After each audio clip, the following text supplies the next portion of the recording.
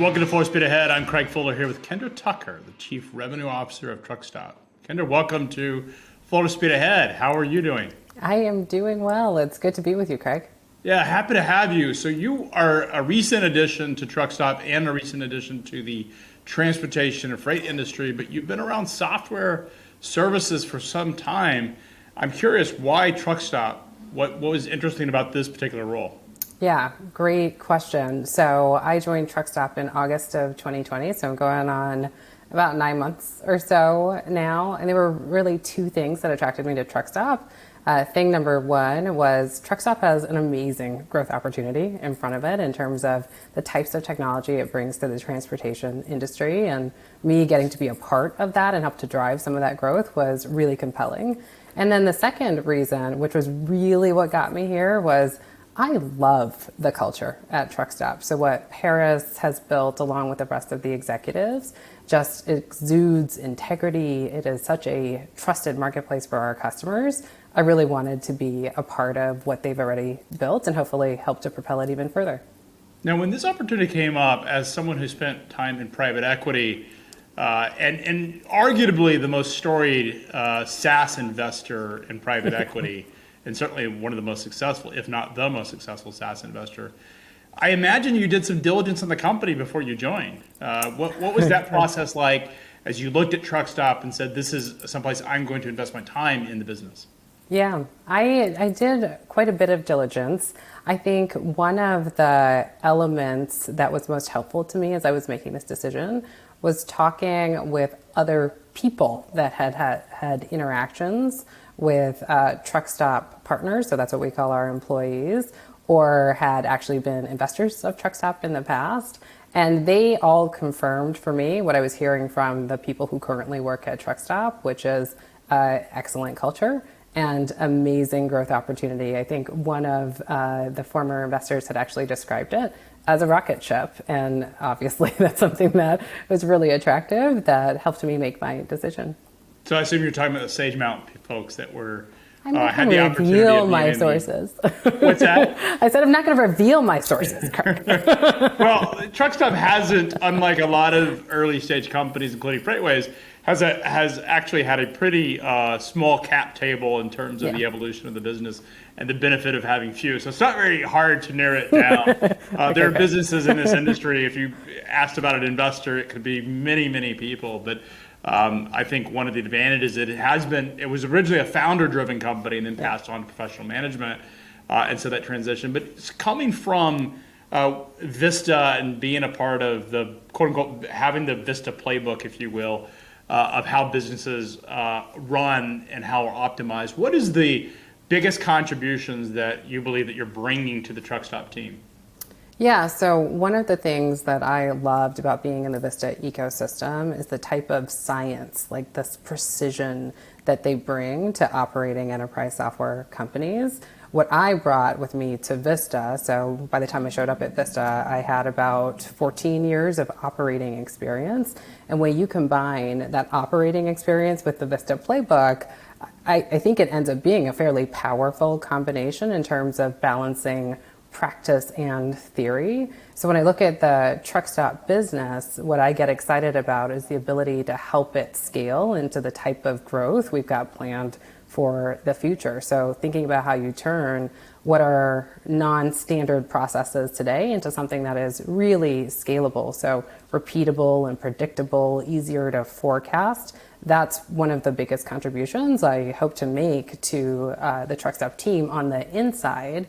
Hopefully what our customers then will experience is better service. So us being easier to work with, whether that's talking to a frontline sales partner or talking to somebody who's helping navigate how to get your password set up again, right? So having those types of interactions with our customers that we can scale and repeat over and over again, that's a big part of what I focus on. Now, it's interesting because I grew up in the business, so I've been around it. I'm not surprised by many things, how the industry works. I assume this is how it should work in many ways. But folks that come from outside the industry that draw from different experiences, what was the one thing when you joined Truckstop that you didn't know about the freight industry that really just blew you away? in terms of how it operates versus how you would think it should operate? I didn't really understand how deep the relationships run in freight. So I joke sometimes that when I get on the phone with our customers, they have at least 2 decades of experience in the industry. And there's just no way I'm going to be able to catch up with them. And those relationships run really deep. And I think that's really important for us at Truckstop to keep in mind. One of the things that we have and feel really confident in is there are quite a few of our account executives, so again, our frontline partners, who also have that level of industry expertise. And so we want to make sure that we're continuing to preserve that while we add people like me who've got, more SaaS experience. I think we'll do well to balance both of those, the software piece as well as the industry experience together. Now, you were in restaurant software, restaurant systems before. Yeah. Was this the transition you made in 2020? Were you a part of the restaurant software company when COVID hit?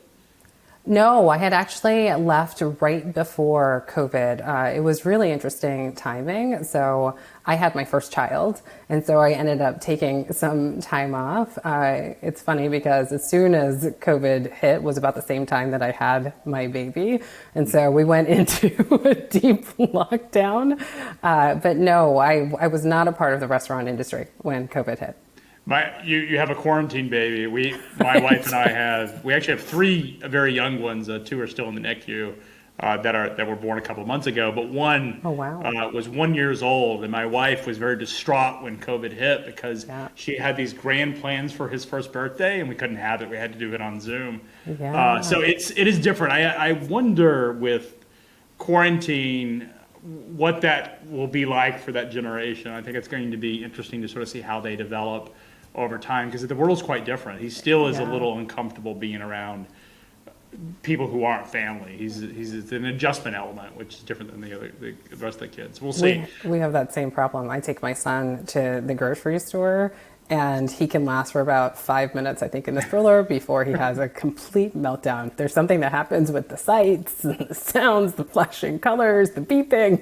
Yeah, it's a hard transition for a quarantine baby. Yeah. So, Kendra, one of the things that SaaS companies are constantly monitored is this concept of net retention and revenue retention and what that looks like for a business. Trucking, unfortunately, has a lot of owner-operators that come into the business, and for whatever reason, there has nothing to do with the product itself, but just has to do with the fact that it's a tough business. I'm wondering, when you were in the restaurant business, did you also see a lot of restaurants that came in the business and then would leave? Is that a pretty common factor? And how do you address that as a business where investors are going to look at the success of your revenue retention, and unfortunately you have this market fundamental that you can't solve for? Yeah, we definitely had that in the restaurant business. So about 15% of the churn that we would experience on a monthly basis came from restaurants going out of business. So something that is truly uncontrollable. What we would focus on would be how healthy the base that stayed with us, how healthy that base was. So almost like looking at net retention for specific cohorts as opposed to net retention across the board. At Truckstop, we haven't seen quite the same percentage, as great of a percentage as you see in the restaurant industry, but there's certainly the same activity, right? So we see a lot of carriers that come and then go and then come back and go again. It matches a lot of the cyclicality that you might see in the business, especially based on equipment type, actually. So for us, we're spending time looking at specific segments again. So whether that's a segment by spend, whether that's a segment by number of trucks that they've got, there are a variety of different segments that we look at to gauge how well are we doing on that really critical net retention number. Where do you see the biggest volatility in terms of churn? Is it in flatbed operators, which I know Truckstop has a very large and perhaps the largest distribution of flatbed operators of any platform out there? Is it in the refrigerated market? Is it in the drive-in market? Where is the most sort of volatile or economically sensitive that creates churn on your end? So it's not really by equipment type right now. It's mostly by tenure. So newer authorities will have a higher churn rate, like you might expect, than a more established carrier or broker for that matter. We are seeing, this is really interesting, we're seeing a surge in box truck and sprinter vans that sign up. So that's something that's actually been growing quite a bit over the last few months, particularly across 2021. And so that's a segment that we'll monitor really closely to see what the churn looks like there, or if there's any incremental volatility that comes out of Is that that group. just a reflection of last mile, the sort of the need for the The Amazons tightness. of the world and Exactly. their partners Yeah. and competitors to get product to the door? Is that really what you're saying? That's what we think. It's something, like I said, that's newer. So over, call it, the last 5 or so months, we've really seen that uptick in the number of box trucks and sprinter vans that are showing up on the load board. So we'll see. I do think it's a result of the dynamics of last mile. So as you think about the future of truck stop, one thing I've wondered, I mean, you have private equity, this really successful private equity firm that's invested in truck stop that has a Silicon Valley sort of origin story to it. Where does truck stop go from here? Is this take the company public and IPO it? Where's the next stage of evolution for the business?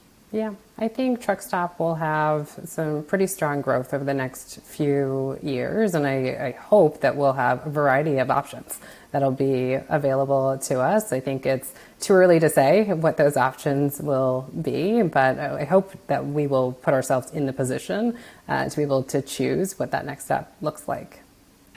You guys recently made an acquisition in RMIS, which is really in the compliance game. What was the strategic analysis that you made for that particular purchase? Yeah, so RMIS is a business that we have had a partnership with for years, I think decades, in fact.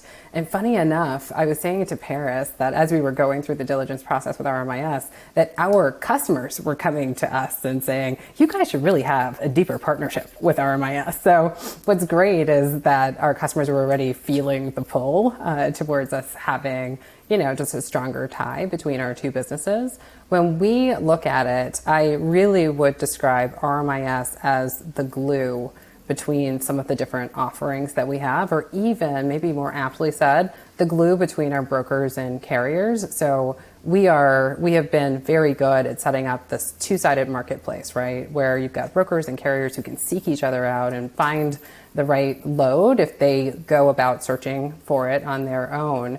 With the addition of RMIS, it puts us in the position not just to be a company that can provide automated onboarding and compliance services, but the ability for us to take the data sets, right, from RMIS and combine it with all the information that we have as a truck stop marketplace and start to put ourselves in the position of being a predictive matchmaker between the broker and the carrier. So part of what our customers ask for is, can you help me find capacity, the right capacity for my business that matches the hiring profile that I'm looking for. And I think with RMIS, we actually put ourselves into the position of being able to do that. Whereas before, we didn't have the seamless onboarding that they've got.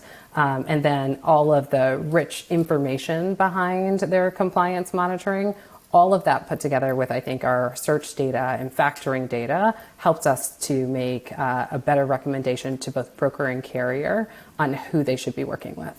So it's just effectively trying to manage or mitigate the amount of workflow and processes that take place in a freight transaction. That's exactly right, and potentially even a bit more. So I think of RMIS as one key piece of a longer journey of innovation that we hopefully have at Truckstop, where you could imagine a carrier logging in to Truckstop, and instead of having to search for a load, because we've got all the right information, and data, we can now make very personalized recommendations about which loads they should be looking for. So that way they don't actually have to do the work necessarily themselves. We would have learned them so well and learned about the freight that we've got on the site that we can now proactively recommend it to them. That's the type of vision I think that we're looking for. And then if you take it even beyond that, then it's the ability to seamlessly transact,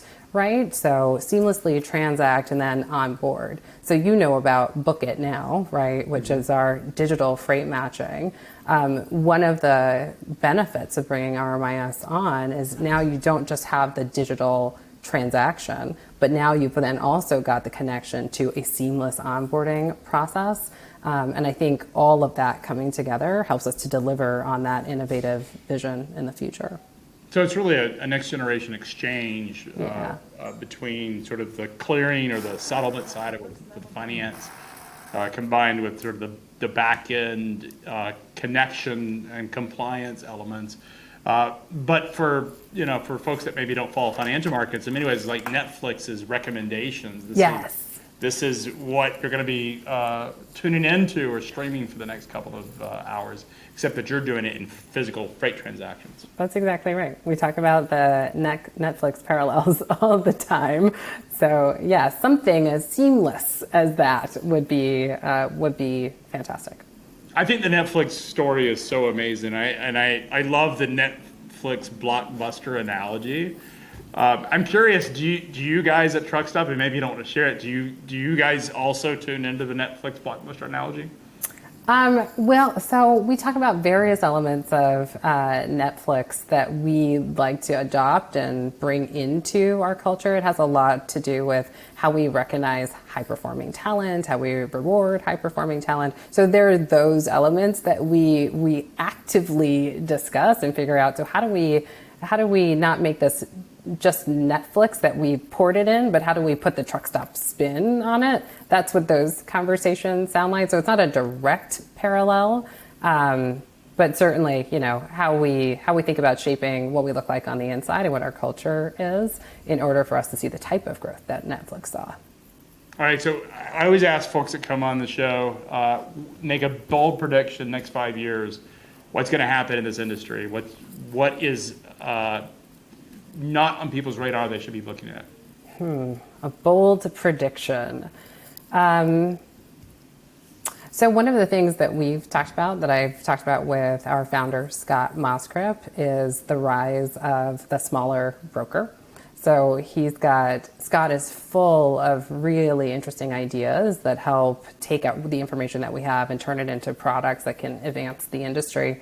And one of the things that we've talked about is how we can be a support system for that broker who is just starting out on his or her own, and the type of technology that we could surround them with in order to help them get that business up and running and be successful much quicker. And so what he and I recently talked about was, so what do you think the rise of the smaller broker actually looks like? And I'm actually going to steal, I think, his and say, I think that we might see more and more small brokers popping into this ecosystem over the next into 2022 and beyond. So it's really a platform as a service business model where Truck Stop is the glue that holds that together. So it's almost like sort of a square analogy or a QuickBooks analogy of being sort of the part of the ecosystem, the software system that helps connect all of those individual small businesses. But it's interesting because there is a view that's a little counter to that, that this market fragmentation is going to consolidate, but it sounds like you're seeing or believe that there will be far more independent brokers out there than there are today. What's driving that analysis? I think that was something that came out of the conversations across the pandemic, where there could be more job security in striking out on your own as opposed to working for a larger organization or institution. And so I think we'll have to see how it shakes out, right, over the next few years or so, whether or not there's more consolidation or whether or not you see more independent brokers. I think that we plan to have a solution that helps that independent broker have a successful business if and when that becomes a reality. So you're not subscribing to the fact that the digital brokers, there's going to be 5 of them, and that's the market, right? I'm not yet there. You know, I talk about this with our customers. They bring this up a lot. I don't know. It's something that I'll take this part from my stint in the media business, where we would talk about the demise of TV, which is that it would be gradual, then suddenly it would happen. So maybe I'll apply the same thing here. Maybe it'll be gradually and then suddenly that'll happen. Yeah, it is interesting because I have different points of view. I can certainly see consolidation in the middle, the way sort of the banks, Yeah. if you sort of look at banking, is it consolidated with a lot of mid-sized banks merged? And then you had this sort of long tail of a lot of really small institutions out there and services out there, and then you had the really big ones. So certainly I can see something like that. It's hard to accept that small brokers would just go away, which is, you certainly read people that believe that. I struggle with that because a lot of freight is exception-based and requires a lot of hand-holding, and I can't see that stuff being digitized very efficiently.